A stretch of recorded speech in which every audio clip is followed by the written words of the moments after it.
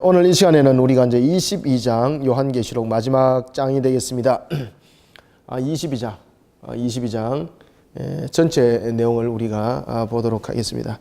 자, 21장에서 우리가 새 예루살렘에 대한 성격을 보았습니다. 그리고 이제 새 예루살렘에 대한 성격들이 이제 다시 한 번 더 22장에 대해서 조금 더 설명이 되어집니다. 그 내용들을 보고 그 다음에 우리가 이제 22장에서 보면은 특히 이제 22장의 특징은 여러분 무엇인가 하면요. 이미 그 요한계시록은 그 20장에서 이미 모든 것들이 설명이 되어졌습니다. 그 다음에 이제 21장과 22장에서는 보면은 새 예루살렘에 대한 성격과 그리고 종말에 장차 임할 것에 대해서 설명하고 있습니다. 그리고 하나님의 말씀대로 반드시 성취된다는 것을 너희들은 믿음으로 가져라. 그 부분들을 강조하고 있는 것이 22장이라 볼 수 있겠습니다. 자, 22장 우리가 계속해서 보겠습니다. 자, 22장에 보면 이제 새 예루살렘에 대해서 그 성격을 계속해서 설명하고 있죠. 제가 21장에서도 말씀드렸습니다만은 새 예루살렘에 대한 출처가 어디라 그랬습니까? 그렇죠. 하늘 보자입니다. 하늘 보자. 하늘 보좌에서 우리가 그 출처가 내려왔다는 것은 무엇을 설명하고 있습니까? 그렇죠. 영원성이라는 것을 설명하고 있고 피조가 아래라는 것을 설명하고 있다. 그리고 이 새 예루살렘이 바로 무엇이라는 것, 새 하늘과 그리고 새 땅이라는 것은 이 속에서 새라는 것은 무엇을 설명하고 있다? 창조가 아니라는 것, 창조가 아니다. 창조가 아니라 바로 내려옴이라는 것을 설명하고 있고 이 속에서 하늘의 보좌에서 내려왔다는 것을 통해서 영원성을 설명하고 또한 있기도 합니다. 이런 새 예루살렘, 우리가 이제 새 예루살렘에 대해서 그 내용들을 22장에서도 이제 계속해서 설명을 해 나오고 있는데 이 새 예루살렘은 무엇이 없다 그랬습니까?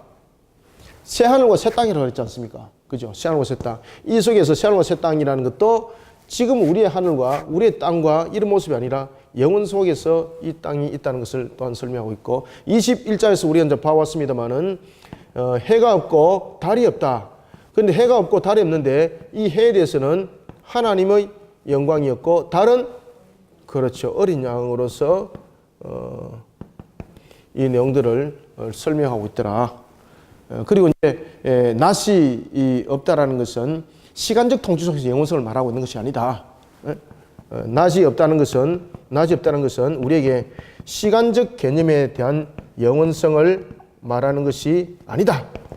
영원성의 완전성을 설명한다. 그 다음에 또한 낮이라는 것은 우리에게 완전한 통치가 무엇인가를 설명하고 있다. 우리가 여러분 보시면은 낮과 밤이 있는 이유는 왜냐하면은 이 피조물이 가지고 있는 한계성에 대한 회복이죠. 피조물이 가지고 있는 한계성에 대한 회복인데 여기서 낮만 있다는 것은 영원성의 완전한 성을 통해서 우리 이제 설명을 해주고 있습니다. 그러면서 우리가 어떻게 피조된 우리는 어떻게 영육간에 우리는 완전성을 가지고 있는가? 우리는 분명히 여러분 새하늘과 새 땅에 살아갈 때 하늘 보좌에서 내려온 것은 영원성을 가지고 또 피조되지 않습니다.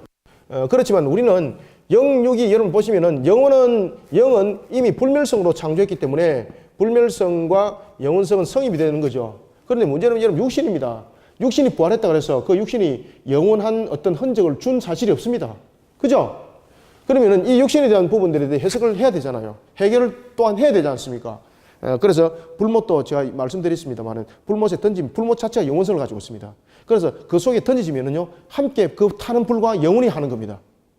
그래서 그들은 죽음의 고통과 함께 영원히 하는 겁니다. 그런가 하면은 그러면 우리는 어떻게 영원히 하게 되는가라는 것을 이제 설명할 때 22장에서 무엇을 설명하고 있다. 21장에서도 말씀드렸죠. 열매를 가지고 말씀합니다. 열매를 가지고. 근데 그러면은 그럼 나는 열매 먹기 싫어요. 그런 소리 하지 마십시오. 완전한 통치라는 것은 무엇인가 하면은 우리가 생각하고 있는 그러한 부분들의 모습들이 아닙니다, 여러분들. 보겠습니다. 22장 자 1절부터 자 여러분들 2절까지만 읽어봅시다. 자 시작. 또 그가 수정같이 맑은 생명수의 강을 내게 보이니 하나님과 및 어린 양의 보호자로부터 나와서 길 가운데로 흐르더라. 강 좌우에 무슨 나무가? 별표를 딱 치놓으세요. 생명나무가 있어 12가지 열매를 맺되 언제? 달마다 그 열매를 맺고 그 나무 잎사귀는 만국을 치료하기 위하여 있더라. 아멘. 이게 이제 핵심입니다, 여러분들. 열매입니다, 열매. 어떻게 우리가 영원히 존재하는가 하면은 바로 이 열매를 존재합니다. 우리는 죽었다가 살아나는 것을 소생이라고 그러지 않습니까? 그럼 이것이 영원히 살아가기 위해서는 부활이 된 거죠. 예수님은 살아남이 영원성에서 존재할 수 있습니다. 왜냐하면 신인 양성으로 계시지 않습니까? 그러니 그분은 다른 별다른 조치가 필요가 없습니다. 왜냐하면 신성에 대한 영원성이 함께 가는 거지 않습니까? 그죠? 그런데 우리는 육신이라는 이 부분이 문제가 해결이 돼야 됩니다. 영원한 나라를 살아가기 위해서는. 그러면 하나님께서 어떤 조치를 취해줘야 되는 거잖아요. 그런데 이 속에서 영원한 통치라는 것은 무엇인가 하면은 하나님께서 12달을 준 것이었고 또한 12열매를 준 것인데 여러분들 낮과 밤이 없다 그랬습니다. 근데 낮과 밤이 없는데 어찌 여러분들 보시면은 매달이라고 말할 수 있습니까? 달마다. 그죠? 여러분 밤과 낮이 있어야지 달이 구분되는 거지 않습니까? 그럼 여기서 우리에게 설명을 하고 있는 거예요. 그것은 뭔가 하면은 시간의 영원성이라는 부분을 통해서 시간의 영원성을 말하고 있지 않고 영원성의 완전성을 이야기를 하고 있으면서 우리에 대한 부분들에 대해서 성장을 설명하고 있습니다. 성장. 그래서 제가 한번 이런 말씀 드렸죠. 우리가 천국에서 영원히 성장한다고. 넓지 않은 상태에서 영원히 성장한다고. 그래서 어린아이도 여러분 성장하는 단계가 있는 겁니다. 영원히 어린아이가 여러분 천국에 갔습니다. 그죠? 그럼 이 아이는 영원히 어린아이로 그냥 있어야 되는 거잖아요. 아닙니다, 여러분들. 성장성이 있습니다. 그래서 우리는 영원히 성장한다 그래서 우리가 무슨 나중에는 20m, 30m 되는 그런 괴물이 되고 이게 아닙니다, 여러분들요. 영원한 성장성 속에서 12달이라는 것은 영원한 성장성에 관한 것을 우리에게 설명을 하고 있습니다. 그 다음에 이 12달이라는 것은 시간정 속에서 영원성을 설명하고 있는 것 아닙니다, 여러분들. 아시겠습니까? 이미 낮이라는 것만 존재하는데 어떻게 여러분 12달이 존재합니까? 12달 존재할 수 없어요. 그래서 이것은 상징적 의미적인 면에서 설명하셔야 되는데 그것은 바로 성장성을 말하고 있고 그 다음에 또 12달은 무엇을 말합니까? 하나님의 완전성을 말합니다. 완전성. 그래서 오늘 본문에 보면은 길 가운데 흐르더라. 그 다음에 수정같이 22장 1절부터 한번 보겠습니다. 그가 수정같이 맑은 생명수의 강을 내게 보입니다.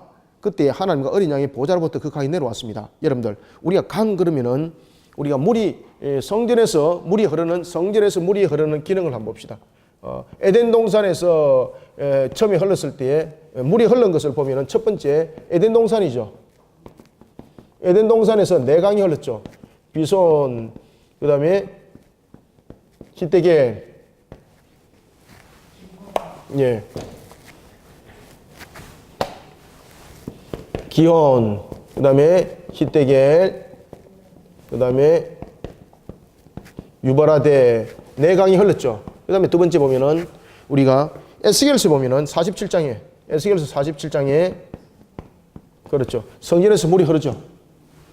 그 다음에 완전한 부분에 대해서 이야기를 할 때에 이제 에덴 동산에서 물이 아니라 성전에서, 이것은 성전에서 물을 말하고 있죠. 성전. 그런데 이 완전함을 이룬 것이 바로 무엇입니까? 하나님, 그 다음에 어린 양입니다. 어린 양. 거기서 생명수가 논다는 겁니다. 1절 강이 보이는데 하나님과 어린 양의 보좌로부터 오더라 라는 것을 통해서 강의 원천이 하나님 자신이라는 것을 설명하는 거죠. 그죠? 생명수의 생명의 공급처가 누구라는 겁니까? 완전성 속에서 이제 노는 겁니다. 자, 보십시오. 여러분들, 우리가 생명이 영원성을 가질 때에 피조적인 측면에서 완전성이 녹게 되면은 이건 한계성을 가지고 있기 때문에 영원성이라 말할 수 없는 겁니다. 불안정성 속에서 말하고 있는 겁니다. 모순성이 그 속에 있는 거죠. 그런데 우리가 생명이 영원히 살아가는 측면에서 어떻게 그 열매들을 먹고 어떻게 우리가 영원히 살아가는가라는 것을 설명할 때 이 열매라는 부분들을 피조라고 설명하지 않습니다. 이 열매는 만들어진 열매가 아니라 바로 완전성 속에서 나오는 하나님과 어린 양으로부터 흘러나온 그 보좌의 물로 그 열매들이 열매를 맺혀진다는 거죠. 그러면 우리의 영혼성은 누가 연결되는 겁니까? 바로 하나님과 연결되는 거예요. 우리 영혼성은. 그래서 우리의 이 영육간의 영혼성은 무엇과 연결됩니까?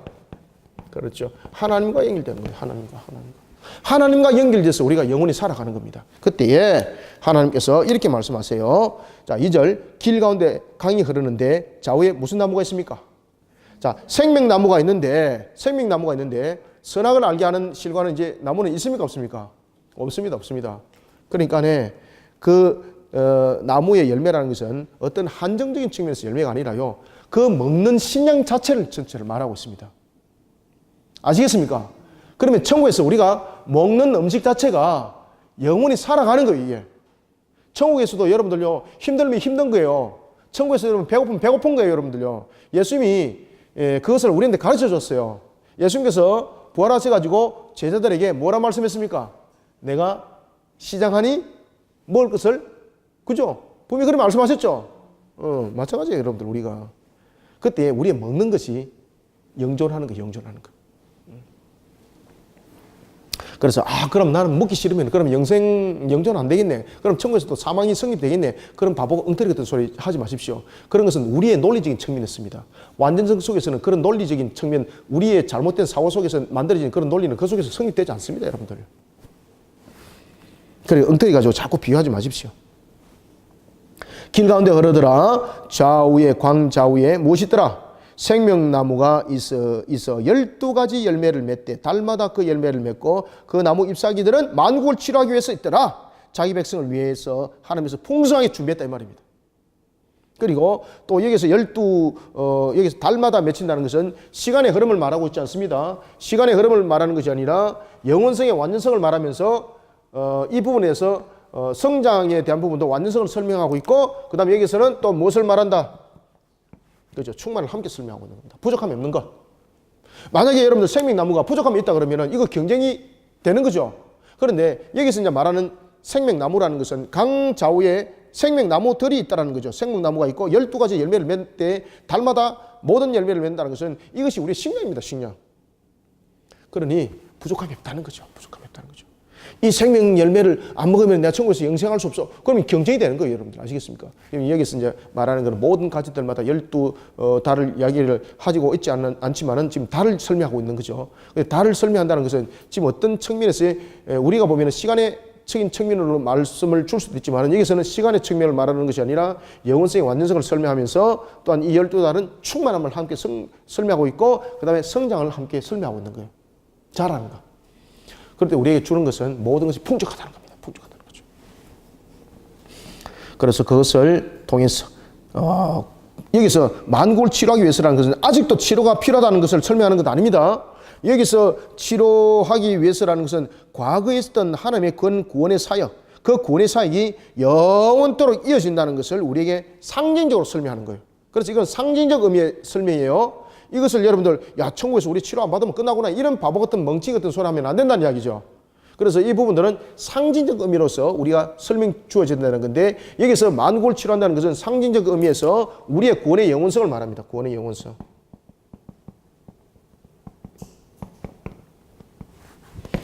구원의 영원성을 이 속에 함께 설명하고 있다는 것을 여러분 잊지 마시길 바라겠습니다. 3절부터 우리가 5절을 읽겠습니다. 시작. 다시 저주가 없으며 하나님과 그 어린 양의 보호자가 그 가운데에 있으리니 그의 종들이 그를 섬기며 그의 얼굴을 볼 터이요 그의 이름도 그들의 이마에 있으리라. 다시 밤이 없겠고 등불과 햇빛이 쓸데없으니 이는 주 하나님이 그들에게 빛이심이라. 그들이 세세토록 왕노릇하리로다. 아멘. 자, 다시는 저주가 없죠. 왜냐하면 새하늘과 새 땅에서 가지는 영속적인 평안, 그 완전한 완전성, 이 부분들을 우리 속에 다시 한 번 더 강조해주고 있다고 볼 수 있겠습니다. 다시는 저주가 없다. 그 다음에 하나님과 어린 양의 보호자가 그 가운데 있다.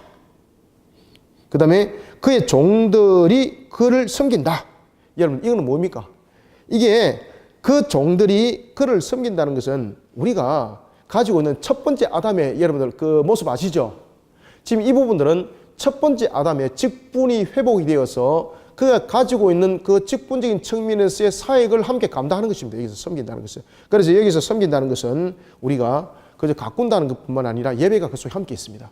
제가 한번 설명드렸죠. 여기서 섬긴다는 것은 여러분 가꾸는 것과 함께 예배드림이 함께 이 속에 있는 것입니다. 그래서 이것은 우리가 웨스트민스터 소리문답 제1문이 참 우리에게 그것을 잘 설명해 주고 있습니다. 인간의 제일의 목적은 무엇인가? 무엇입니까? 하나님을 영화롭게 하고 그분을 즐겁게 하는 것이다. 그래서 섬긴다는 것은 그 내용들을 담고 있는 겁니다. 자, 4절에 보면은 그의 얼굴을 볼 터이요 그의 이름도 그들의 이마에 있으리라. 여러분들 하나님의 얼굴이 있습니까? 그럼 여기서 얼굴이라는 것은 무엇입니까? 인격적 대면입니다. 인격적 대면. 그래서 우리의 이름도 그의 이마에 있다는 것은 말 그대로 우리가 인격적으로 하나님과의 늘 대면 상태에 있다는 것을 설명하고 있습니다. 하나님은 여러분들 눈에 보이지 아니하죠. 그죠? 눈에 보이지 아니하신 하나님이 어떻게 여러분 그 얼굴이 우리한테 대면이 될 수 있겠습니까? 그래서 이것은 늘 우리와 함께 가까이 있다는 것입니다. 그죠? 인격적 교제를 통해서. 우리가 얼굴이 가까이 있다는 것은 가까이 있다는 것을 우리가 보면 얼굴을 본다는 것은 가까이 있는 상태를 설명하는 거잖아요. 그래서 이것은 두 가지 측면을 설명하고 있는데 항상 하나님이 우리와 함께하고 있다는 것과 함께 또 하나는 인격적 교제를 우리에게 설명해주고 있다. 그래서 우리의 이름도 그 이마에 이름이 있다는 것은 이름이 이마에 있다는 것은 우리의 인격을 우리에게 설명해주고 있고 우리의 본인의 모습들은 이제 다 드러난 상태 속에서 있다는 것을 또한 함께 설명하고 있습니다. 5절에도 보면은 다시 밤이 없겠고 밤이 있을 이유가 없는 거죠. 등불과 햇빛이 쓸데없으니 이는 주 하나님이 그들에게 빛이심이라 그들이 세세토록 왕노릇하리로다. 21장에도 제가 여러분들에게 말씀드렸습니다마는 야, 나는 햇빛이 있어가지고 나는 등불이 있으면 나는 잠을 못 자요. 그럼 큰일 났네. 천국에서 늘 이게 또 불면증이 해결하는데 그럼 여러분 완전한 통치라는 것은 성립이 되지 않습니다. 완전함의 통치라는 것은 그런 모든 부분들이 해결된다는 이야기입니까? 안 된다는 이야기입니까?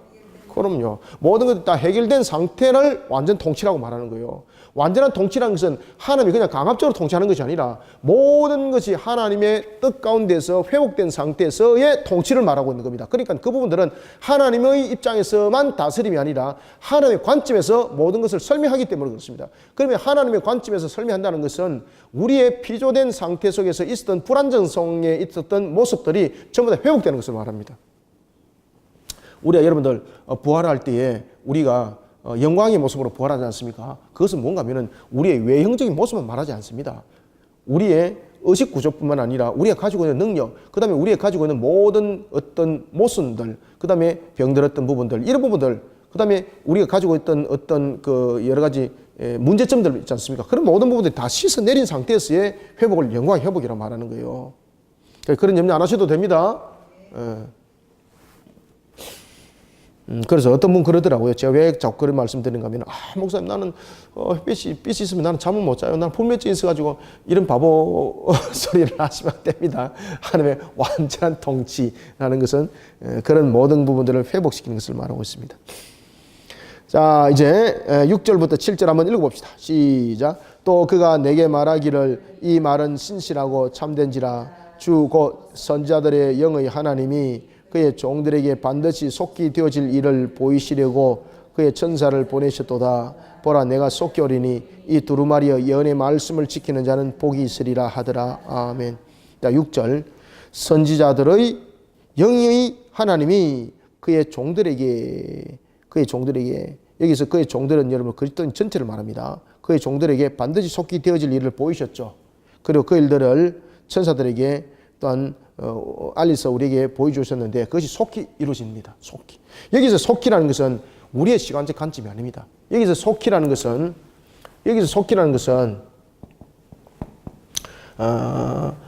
짧다는 이야기도 있지만은 여기서 속히라는 것은 짧다는 이야기보다는 무엇에 가깝습니까? 여기서 속히라는 것은 하나님의 때, 즉 다시 말하면 하나님의 시간인데 이것은 속히라는 것은 무언가 하면은 하나님의 뜻을 완전히 이룬 때를 말합니다. 그래서 택한 백성의 그 수가 차는 것을 말합니다.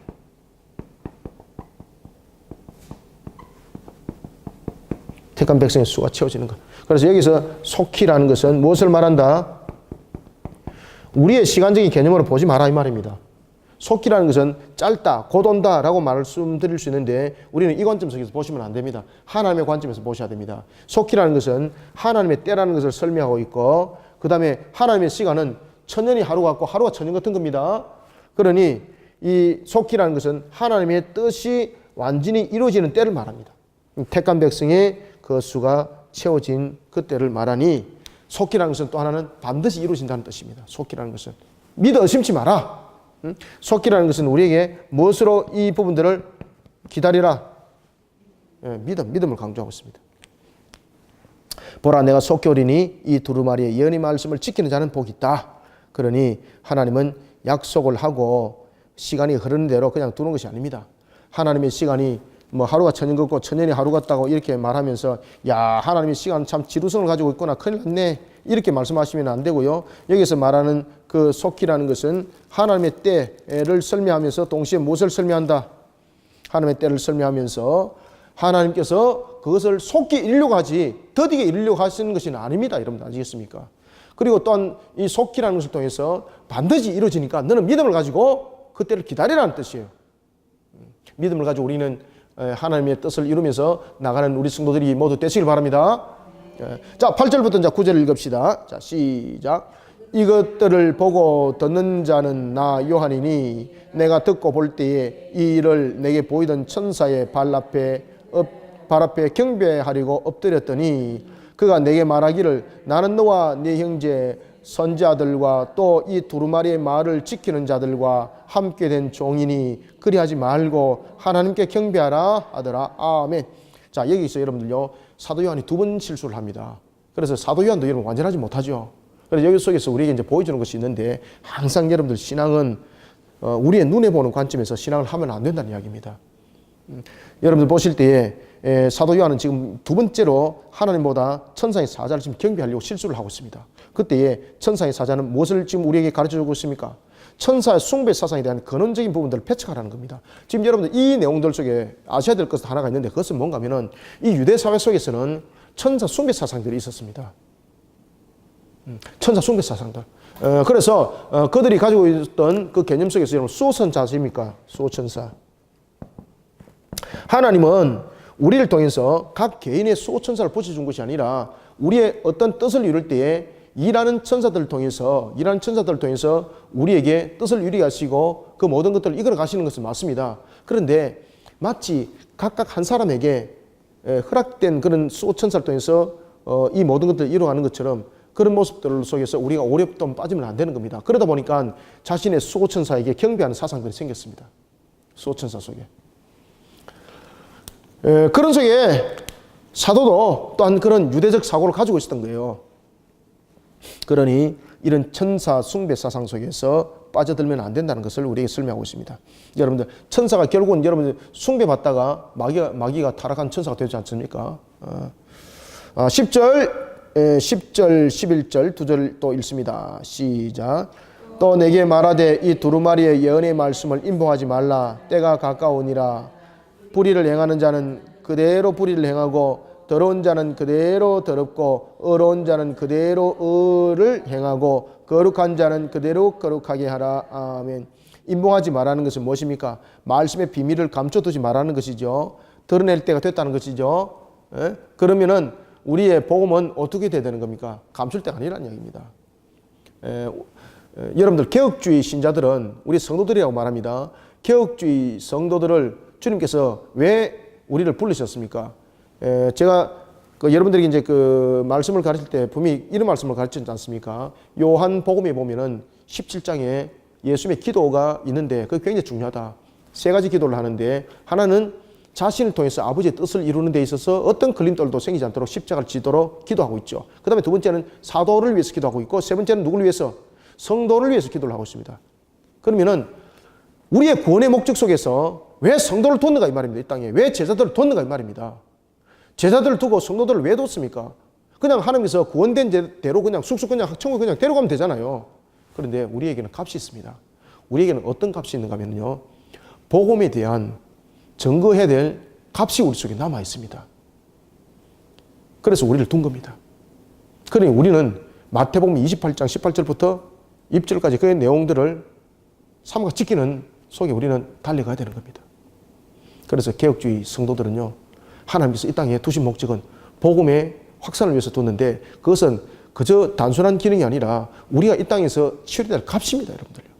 그런 속에 우리는 또한 무엇을 해야 됩니까? 복음을 전하다 보면 당연히 부딪히는 문제가 생기죠. 영적 전투죠. 그래서 우리는 이런 영적 전투를요. 능동적으로 영적 전투를 치러야 됩니다. 성도들의 기본적인 자세가 그리 되어야 됩니다. 그래서 10절에 보면은 예언의 말씀을 임봉하지 말라. 때가 가까웠다는 것은 여러분 예언의 말씀을 임봉하지 말아야 될 것은 영적 전투 속에 놓여 있다는 것을 말하고 있는 겁니다. 그렇죠? 그러면 영적 전투 속에 놓여 있다는 것은 결국은 우리가 능동적 자세 속에서 또한 이 말씀을 증거하고 확산시켜야 될 의무도 있다는 이야기죠. 그러면 영적 전투 속에서 우리가 마귀와 전투를 치를 때 우리의 능력으로서는 이길 수 없습니다. 그러니 우리에게 하나님께서 은혜를 베푸셔서 하나님의 전신갑주를 입혀주셨죠. 복음의 신을 뜨게 하시고 복음의 신을 신게 하시고 의의 띠를 띠게 하시고 그죠?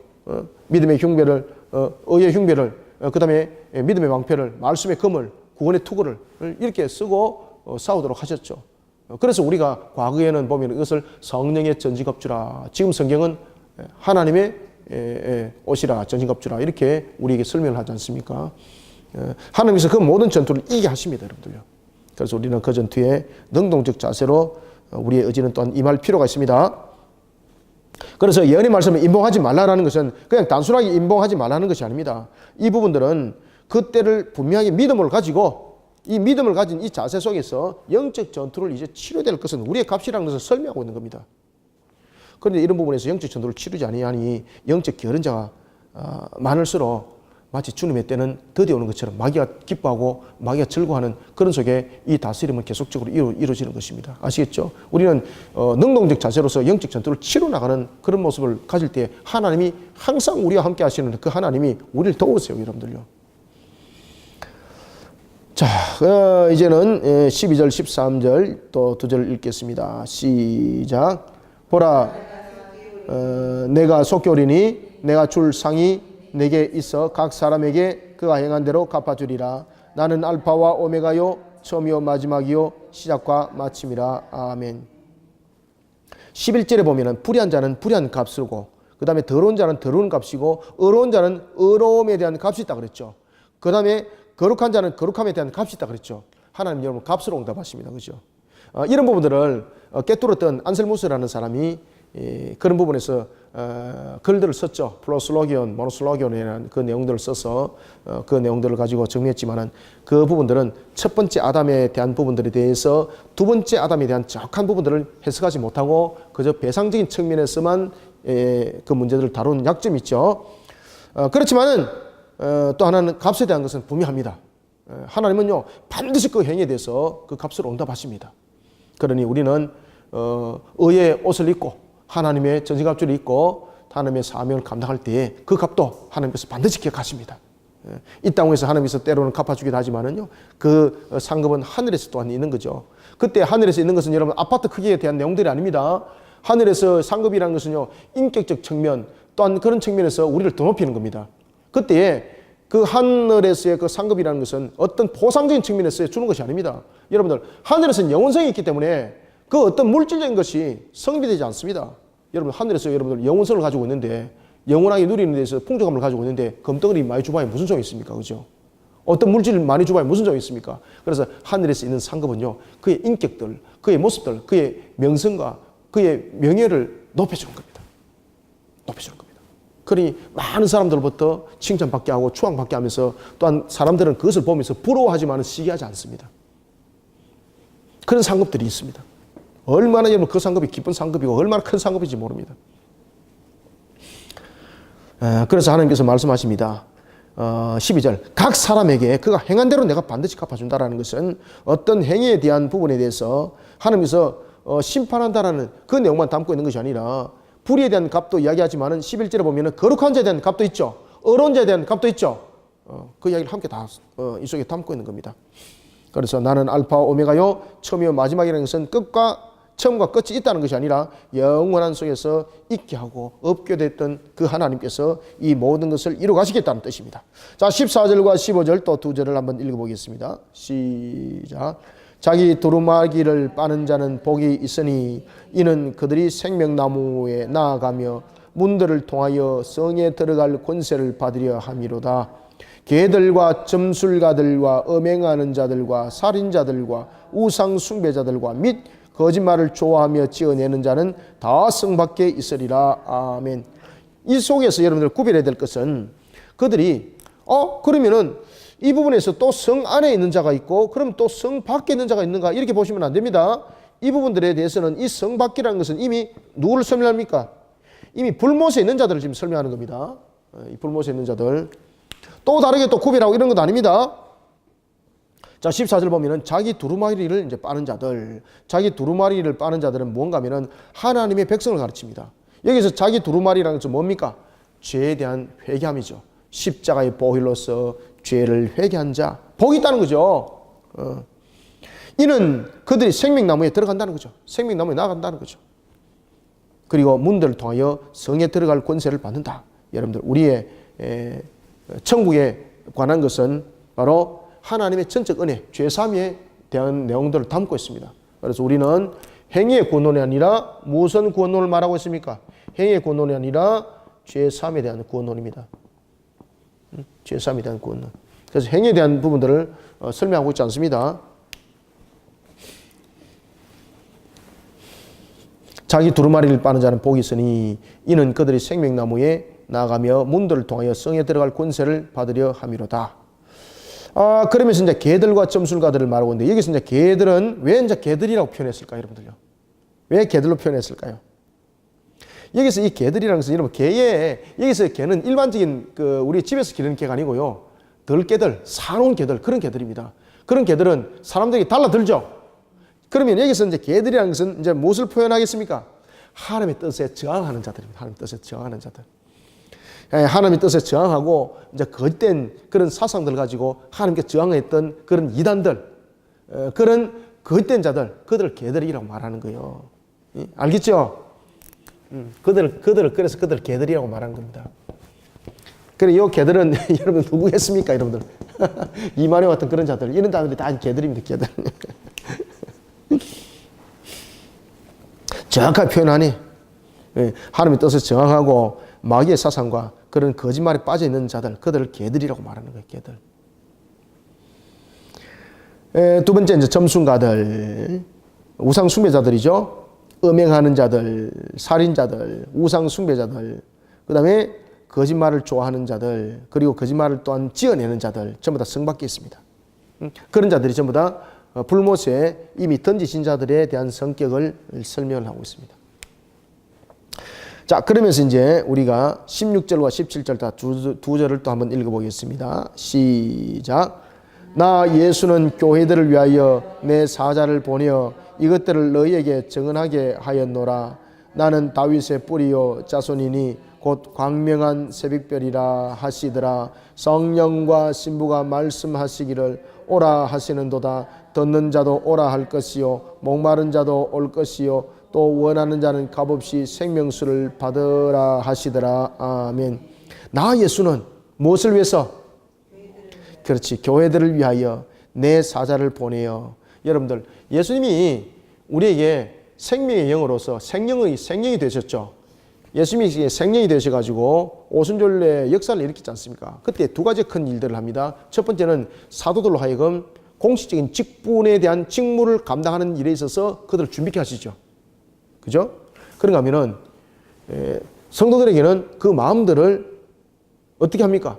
죄를 깨달아 알게 하도록 그 마음들에게 깨달음을 주는 거예요. 생리에 대해서. 이 두 큰 일들을 합니다. 오늘 본문에도 보면 그렇게 말씀합니다. 나 예수는 교회를 위하여 사자를 보냈다는 거죠. 그죠? 내 사자를 보냈다는 거죠. 그죠? 생명이 되셔서, 보내어 이것들을 너희에게 증언하게 하였노라. 그러니 여러분들, 우리가 오순절에 있었던 그 다락방의 그 사건은요, 그냥 신비한 한 사건을 나타낸 그 일들이 아닙니다. 주님께서 우리에게 이 복음을 통하여 우리의 구원의 그 밧줄을 세상을 향해서 던지도록 그 사역들을 감당하도록 주님께서 그들에게 역할을 부여하고 또한 그 속에서 주님께서 계속해서 그 사명 사역들을 함께 이어가고 있는 것을 보여주는 사건이 바로 오순절 사건이었고 마가다락방 사건이었습니다. 그러니 16절에도 보면 나 예수는 교회들을 위하여 내 사자를 보냈는데 보낸 것으로 끝나는 것이 아니죠. 이 지속성을 가지고 있는 거죠. 언제까지? 주님께서 요한계시록에도 보면은 모든 것을 이룰 때까지입니다. 이것을 모든 것을 이룰 때까지.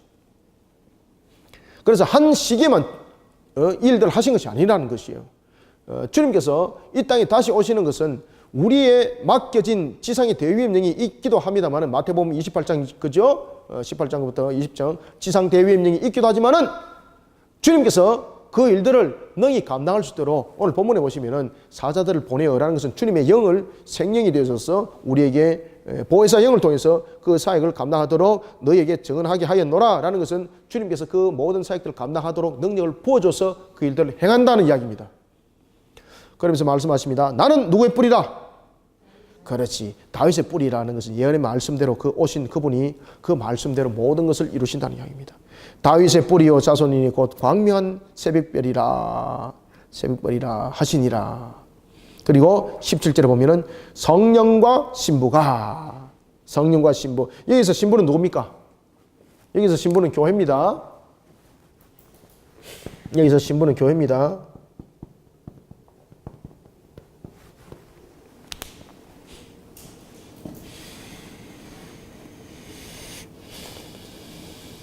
성령과 17절 성령과 신부가 말씀하시기를 오라 하시는도다. 듣는 자도 오라 할 것이요. 여기서 듣는 자는 누굽니까? 여기서 듣는 자는요, 현재의 교회를 말합니다. 현재의 교회. 듣는 자. 복음을 듣는 자들이죠. 그래서 여기서 교회는요, 건물이 아닙니다. 여기서 교회는 누굽니까? 성도들입니다. 성도.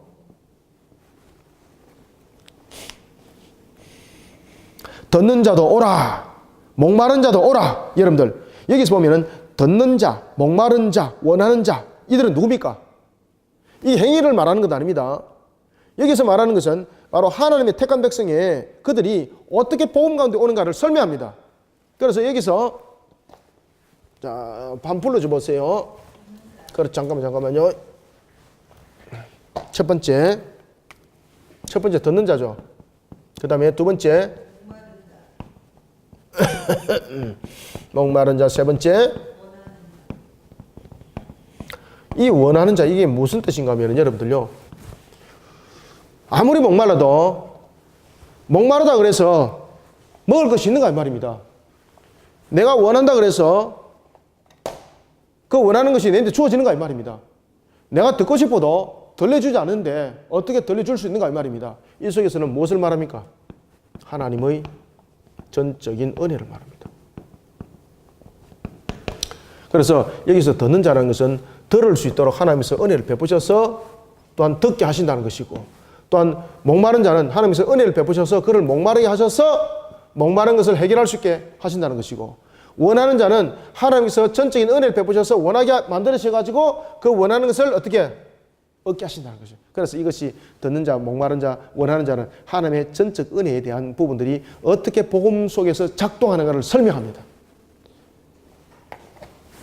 이 듣는 자, 목마른 자, 원하는 자는 하나님께서 복음을 통해서 어떻게 복음을 작동하는가를 설명합니다. 어떻게 복음을 작동하는가. 하나님께서는 이 복음을 통해서 듣고 싶어 하도록 만들고 목마르게 하도록 만들고 원하도록 만드는 거예요. 그래서 듣는 자가 갈급해야 되는 거죠. 그래야만이 듣고 싶은 거죠. 목마른 자, 목도 안 마른데 여러분들 물을 줘 보십시오. 감사합니다 소리 놓습니까? 목마르게 만드는 거예요. 그래서 하나님께서는 그들을 복음으로 부를 때에 이런 부분들 작동을 시킨다는 이야기입니다. 듣고 싶도록 만들고. 그러니까 이 부분들이 전부 다 무엇을 설명합니까? 인간의 행위를 말하는 것 아닙니다. 하나님의 전적 은혜, 다시 한 번 더 강조하고 있습니다. 하나님의 전적 은혜로 구원의 백성들이 천국 문에 들어온다는 것을 설명하고 있습니다. 그래서 듣는 자도 오라, 목마른 자도 올 것이요, 원하는 자도 값없이 생명수를 받으라는 것은 원하는 자들은 그렇게 해주겠다라는 조건이 아닙니다. 이거 잘못하면 조건절로 읽을 수 있습니다. 큰일 납니다. 이것이 아니라 이것은 뭔가 하면은 듣고 싶게 하셔서 그렇죠. 목마르게 하셔서 그렇죠. 그 다음에 원하게 하셔서 그렇죠. 그래서 이 듣게 하고 싶은 것도 하나님의 은혜고 또 듣는 것도 그래서 전적 은혜라는 단어를 딱 써야 되는 거예요. 복음이 어떻게 작동한다고요? 이런 부분을 통해서 작동해서 그들을 천국으로 하면서 인도하신다는 이야기입니다. 자, 18절, 19절, 2절, 2절 읽습니다. 시작. 내가 이 두루마리의 예언의 말씀을 듣는 모든 사람에게 증언하노니 만일 누구든지 이것들 외에 더하면 하나님이 이 두루마리에 기록된 재앙들을 그에게 더하실 것이요 만일 누구든지 이 두루마리의 예언의 말씀에서 제하여 버리면 하나님이 이 두루마리에 기록된 생명나무 및 거룩한 성의 참여함을 제하여 버리시리라. 아멘. 예, 여러분들 1.1획도 가감이 없다는 이야기입니다. 여기서 보면은 18절 내가 이 두루마리의 예언의 말씀을 듣는 모든 사람에게 증언한다. 만일 누구든지 이것 외에 더하면은 이거는 무슨 이야기입니까? 구원의 길은 하나님께서 예수 그리스도를 통하여서 열어놓은 그 외에는 길이 없다는 이야기입니다. 여러분들요. 죄사함 외에는 길이 없다는 이야기입니다. 더하지 말라는 이야기입니다. 더하면이라는 것은 신앙을 재구성하지 마십시오 이 말입니다. 신앙 만들어내면 안 됩니다. 그래서 행위로운 구원들을 설명하고 있고 그 다음에 나를 믿어라 내가 구원자다 쓸데없는 하고 있는 그들을 하나님께서 말씀하십니다. 내가 용서하지 않을 것이다. 내가. 그래서 여러분들요 거짓된 이단들 세력들 그 다음에 거짓된 교리들을 가르치는 그들 하나님께서요 나중에 용서하지 않습니다. 여러분들요. 그래서 신앙은 재구성하는 것이 아니라 말씀 안에서 깨달아야 되는 겁니다. 말씀 안에서 그 길들을 바라보고 말씀 안에서 그 길들을 찾아나가는 성도들이 되시길 소망합니다. 그래서 더하지 마라. 1.1획도 가감하지 마라는 이야기입니다. 1.1획도. 19절 만일 누구든지 이 두루마리의 예언의 말씀에서 제하여 버리면 더하거나 빼거나 특히 여러분 로마 가톨릭이 보면은 10계명 자체를 바꿔버렸죠. 그죠? 빼버렸습니다. 여러분들. 왜냐하면 그 우상에 대한 마리아 상이 문제가 되었거든요. 그래서 그 부분들에 대한 부분들을 지워버리고 10번째 계명을 하나를 더 늘려가지고 그래서 10가지를 만드는 겁니다. 하나님께서 말씀하십니다. 더하거나 빼는 자들 내가 생매체에서 다 지워버리겠다. 구원 없다 이 말입니다. 19절 만일 누구든지 이 두루마리의 예언의 말씀에서 제하여 버리면 하나님이 이 두루마리에 기록된 생명나무와 및 거룩한 성의 참여함을 제하여 버리시리라. 그러면은 우리는 어떻게 해야 되는가? 이 말씀을 지키면서 믿음 속에서 주님께서 모든 것을 속기를 것을 믿고 그리고 그날을 기다리라는 말입니다. 그래서 마지막으로 우리에게 어떤 신앙을 가르칩니까? 인내하는 믿음의 신앙. 이걸 딱 가르칩니다. 그러면서 끝내는 겁니다. 여러분들 인내하는 믿음의 신앙은 우리에게 확신이 있어야 됩니다. 확신. 확신과 이 확신이 있기 위해서는 이 부분들이 확실해야 됩니다. 그죠? 확신이 있기 위해서는 확실해야 됩니다. 인내하는 믿음의 신앙을 가지라는 이야기입니다. 여러분들 인내하는 믿음의 신앙을 가지기 위해서는요. 중요한 것은 확실한 진리가 되어야 됩니다. 진실. 그죠? 진실. 그리고 이것이 확신해야 됩니다. 확실해야 되고 확신해야 됩니다. 확실과 확신. 20절 말합니다. 이것들을 정언하시니가 이르시되 내가 진실로 어떻게 하리라? 그렇죠. 속히 오리라 라는 것은 무엇을 말한다? 짧다라는 시간적 개념을 가지고 말하면 안 된다. 그것은 하나님의 때를 기다리라. 바로 인내하는 믿음의 신앙을 가지라 이 뜻입니다. 인내하는 믿음의 신앙을 가지라.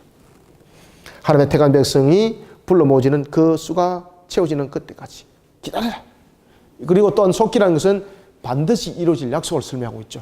그죠? 이 짧다라는 것으로서 해석하지 마십시오. 이 짧다라는 것으로 해석하니까 문제가 심각한 문제들이 나타나는 겁니다. 성경은 우리에게 하나님의 때는 하루가 천년 같고 천년이 하루 같다고 말했지 않습니까? 그래서 이것을 속기라는 것은 짧다라고 설명하시면 여러분들 오류가 나타나요. 그래서 여기서 짧다라는 것은 시간적 개념적인 측면을 설명하고 있는데 이 시간적 개념으로 설명하지 말고 무엇으로 설명하라? 하나님의 약속의 실현에 대한 무엇? 확신. 무엇을 가지라? 믿음을 가지라. 이 뜻입니다. 그래서 속기라는 것은 하나님의 때를 말하고 있고 하나님의 뜻을 완전히 이루는 때를 시간적 개념에서 말하고 있지만은 짧다라는 것을 설명하지 마십시오. 그 다음에 속기라는 것은 또한 하나님의 약속의 실현에 대한 확신을 가지고 믿으라는 겁니다. 믿으라. 여러분들 요한계시록이 지금 기록되고 난 이후로 2000년이라는 지금 세월이 흘렀잖아요. 그래서 이 속기라는 것은 도대체 몇 년이냐 말이야. 그래서 이것을 연도수로 설명하지 마십시오. 이것을 속기라는 것은 우리에게 짧다라는 개념을 가지고 있으니까 신앙들이 자꾸 모순 속에 나타나고 있고, 그리고 여러분들이 이제 잘 아시는 것처럼 그 다미 선교회 같이 종말론, 극단적 종말론 속에서 매돌 며칠 몇시 이래가지고 쓸데없는 짓 했다가 그 이점다 뽀록 다 드러나고 말입니다. 그런 일들이 생기죠. 그래서 여기서 속기라는 것은 시간적 개념에서 짧다는 것이 아니라 약속의 실현, 하나님의 약속은 반드시 실현된다라는 약속의 실현에 대한 확신, 그 믿음. 그런가 하면 또한 속기는 무엇입니까? 결국은 인내하는 믿음의 신앙을 우리 속에 이 속에 함께 담고 있죠, 그죠? 인내하는 믿음 속에서. 그러니 이 속기라는 것은 하나님의 때를 말하는데, 그것은 하나님의 뜻을 완전히 이루는 때, 택한 백성의 그 수가 채워진 때를 말하고 있는 겁니다. 그러면서 우리는 주 예수의 은혜가, 그죠? 여기 이제 하이라이트죠. 은혜가 모든 자들에게 있을지어다. 하나님의 전적인 은혜입니다. 하나님의 전적인 은혜. 주 예수의 은혜가 모든 자들에게 있을지어다. 그러면서 마지막에 단어를 뭐를 씁니까? 아멘. 그렇죠. 아멘. 신앙의 고백을 딱 하고 마치는 거예요. 신앙 고백을 마치는 겁니다. 자, 우리가 지금까지 요한계시록을 통해서 우리가 달려왔습니다. 내가 진실로 속결이라 말씀하셨습니다. 속기 회개하고 복음의 열매를 맺어 나가는 일에 오늘도 쓰임 받으라 이 말입니다. 또한 그런 일에 있어서 우리는 또한 영적 전투를 치르는 일에 결여서는 안 된다는 이야기고, 그리고 또한 속기라는 것을 통해서 우리에게 또한 인내하는 믿음의 신앙을 가지고 확신을 가지는 그 믿음을 통해서 나가라는 것을 설명하고 있습니다. 자, 지금까지 우리가 배워왔던 이 요한계시록을 통해서 우리의 신앙들을 바르게 세워나가고, 또한 종말에 관한 신앙들을 바르게 구축해 나가는 우리 성도들이 다 되시기를 소망합니다. 잘못된 이 종말론 속에서 빠지지 마시고 극단적 속에서 넘어가지 아니하도록 항상 하나님의 말씀을 기억하고 그 말씀의 표대를 향해서만이 우리를 세워나가는 모든 성도들이 되기를 소망합니다.